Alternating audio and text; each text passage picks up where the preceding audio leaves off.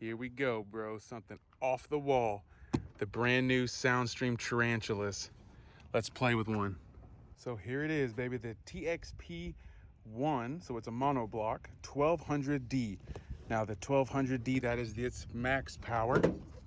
Let's take a look at the back. This amplifier does 43 at 1 ohm, 23 at 2 ohm, 13 at 4 ohm. That's what it's rated at. Now I will say, if you guys want to pause it and read this, this is an excellent, it's very entertaining, but just to kind of give you a rundown. 1 ohm minimum impedance, 1.21 gigawatts Marty. It's got flux capacitors. It's so much fun stuff here. Just the damn box, just the read is awesome. So they make a few different series. The 2-channel, 4-channel, and then 4 monoblock options. The 1200 is almost the biggest. The 1800, which is rated for, if I'm not mistaken, around 7,000 watts. So here we have a knob, mounting hardware, some of those little mounting tabs for the amp, and then here it is, baby, the Tarantula. Now here's a closer look at the actual manual specs for this amplifier, and then here's the one larger, and then here is the 2-channel, 4-channel, and then the 1200 and 2300 monoblock options. Now these are all found on Amazon too, by the way, so check them out there. I like it. 0 gauge inputs. You guys know I'm a stickler for that shit. But you can see the internals. That thing is dope. Let's see here. Good size too. Not too shabby for 4,000 watts. Thick boy, thick boy. So right off the bat, me and Mike are checking it out today, and here's the knob that it comes with. Not my preference of knob. I like a clipping indicator on the knob, but a lot of you guys use the RCA knobs anyway. On the side here, we have a 1 ohm speaker impedance, and there's your power clip and protect, much like a lot of the other Brazilian style amps. This is a full bridge, and then here's all your levels. So these amplifiers have some assembly required. The mounting feet do not come on the amp. I'm sure that's some sort of a shipping thing, but no problem. It's only 4 little machine screws on either side, and you're done. Unfortunately for this test, I got to take out this SFB2000.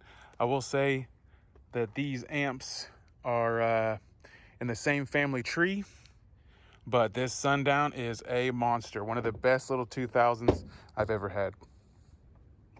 But let's put this bitch in. Let's party, baby. Essentially, we should be doubling the wattage, right?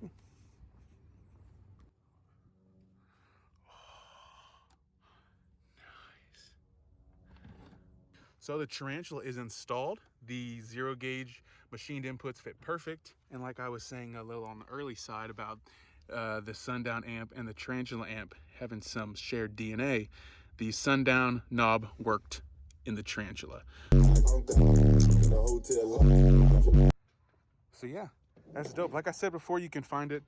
More information, soundstream.com. And you can also find all these Tarantula amps on Amazon. So easy, you guys can order them right off Amazon, and they come straight to you guys. And one more thing is the dual speaker inputs. I like the dual speaker inputs, but this one works just fine. It all depends on your wiring, on how your system is. And for this amplifier, the dual powers and negatives aren't recommended, please. They're always recommended. They aren't required, but for me, I had them, so bingo.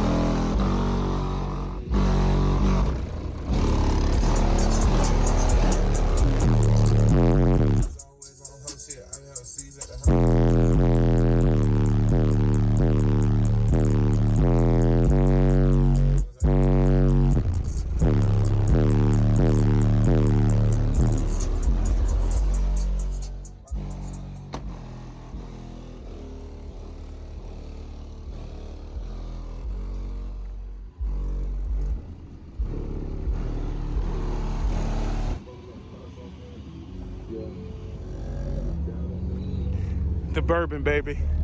Ain't no suckers. Major tarantula shit today. Had some fun. Micah, even matching with the blue. Me and him matching with the blue today for this one. So, boom, baby. Soundstream tarantulas.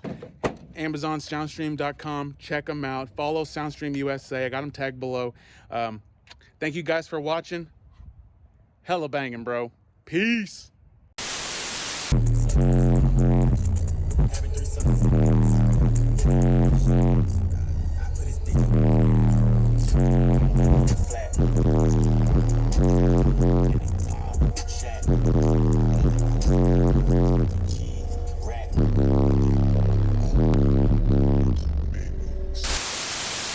Let's talk about this TXP 12000, shall we? What makes it so bitchin', or what makes it suck? I'll tell you right now. So why is the TXP 12000 a dope amplifier? I'll tell you why. In the price point that it sets, under $250, this thing claims a 4,000 watts. Now, normally you would say the old Soundstream amps or the old bullshit like that, it's inflated, it's bullshit. So I had somebody DM me and ask me, does this amplifier put out more watts than the 2,000 watt that you had in beforehand? Yes.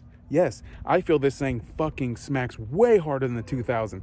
I compare it closer to the 3,000. I'm not really sure, but I'd easily put it closer to the 3,000 versus the 2,000 watt amplifiers. So there you go. It already beats its price point. But what makes it cheaper? Well, as you guys saw in the first one, I did not like the bass knob that came with it. So there you go. There's a spot. The 10 gauge amp internals, I did put some electrical tape. Don't be mad at me. It's just, at least it's blue. It matches. The 10 gauge, I would love to see 8 gauge instead, but the 10 gauge it's working fine. Although it fits 0 gauge like a fucking dream, so I ain't mad at that.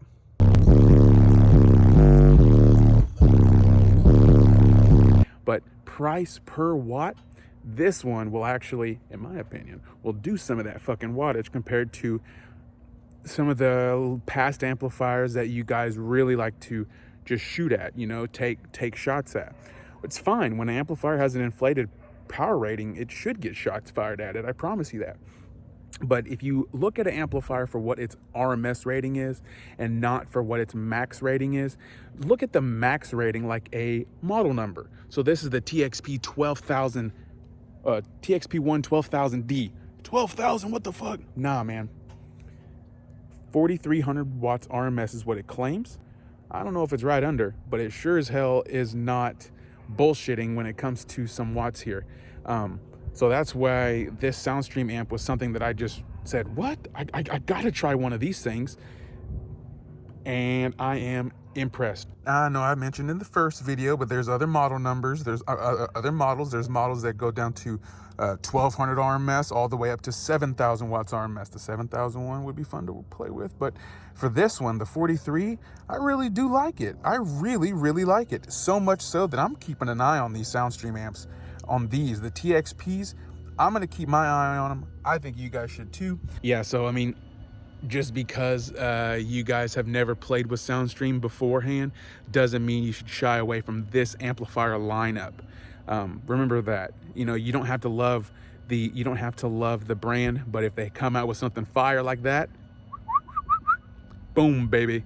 It's not too shabby. So I'm thoroughly enjoying it. I want to give a big shout out to Jordan and a big shout out to Tyler. Jordan has been my contact with Soundstream, and Tyler is part of Team Soundstream, and he's been just giving me a little information. I've been talking to him about the TXP line. Very impressed. So this part 2 is actually really, really easy on me because in my view, the price tag that's set on it, this amplifier delivers. I love to try it in a full bridge. In a higher frequency for vocals and whatnot, but for subwoofers, it's fucking smacking my 18s around.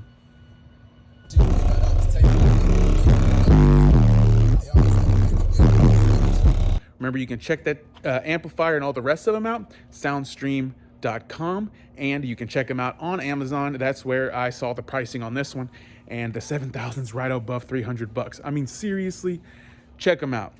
You might not get the full 7,000, but remember about your overhead. You always want to have a little overhead when it comes to wattage. So when it comes to the full bridge amps, it's nice to have the extra $1 per watt ratio so that you can have that overhead of power to accommodate for the voltage drop and the box rise. That's it. Keep an eye on those TXPs. See what's next. I hear rumblings of a 20,000, 40,000. So I don't know. So thanks for following the part 1 and part 2 of the Soundstream TXP 12,000 install. I appreciate all you guys commenting and liking and sharing the video. Stay banging, bros. Remember, you can check that amplifier